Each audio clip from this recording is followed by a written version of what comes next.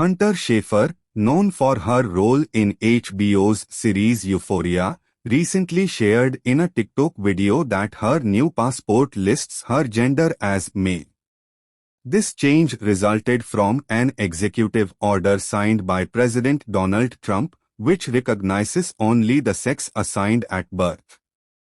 Due to this order, government documents now reflect gender identity based solely on birth-assigned sex. Schafer explained that after her previous passport was stolen, she received a new one that listed her gender as male despite all her previous documents identifying her as female. She described this experience as a harsh reality and stated that this policy has real and negative consequences for transgender individuals. President Trump's executive order, titled Defending Women from Gender Ideology Extremism and Restoring Biological Truth to the Federal Government, introduced significant changes to federal policies on gender identity. Under this order, passports and other government-issued documents must reflect the sex assigned at birth. Criticizing the policy, Schafer stated that it creates additional challenges for the transgender community, especially during international travel, where individuals may have to repeatedly explain their gender identity. She encouraged the transgender community to stay strong and take pride in their identity. This incident highlights an important discussion on transgender rights and the impact of government policies, particularly those that restrict gender identity recognition. Hunter Schafer, widely recognized for her role in HBO's Euphoria, recently revealed in a TikTok video that her newly issued passport now lists her gender as male. This unexpected change stems from an executive order signed by former President Donald Trump, which mandates that government-issued documents reflect only the sex assigned at birth, disregarding gender identity. The policy has sparked controversy and raised concerns within the transgender community. Schafer explained that after her previous passport was stolen, she applied for a replacement, only to discover that her gender had been officially changed to male on the new document. This was in direct contrast to all her previous legal documents, which had recognized her as female. She described this experience as a harsh reality check and expressed deep frustration over how such policies affect transgender individuals on a personal and systemic level.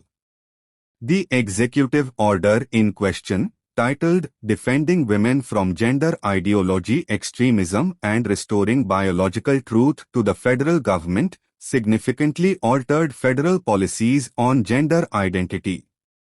It requires that all official U.S. documents, including passports, social security records, and other government-issued identification, align with the sex assigned at birth rather than an individual's self-identified gender.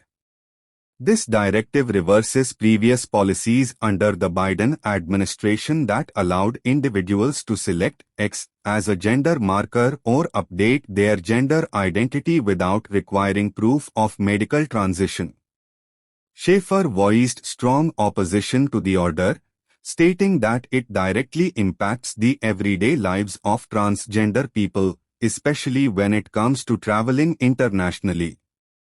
With a passport that does not match her identity, she now faces additional scrutiny and potential discrimination while crossing borders, a challenge many transgender individuals encounter under such policies.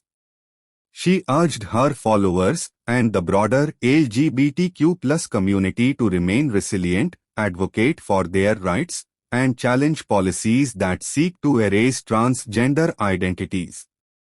Beyond Schafer's personal experience, this incident has reignited discussions around transgender rights, legal recognition, and the broader implications of government policies on marginalized communities.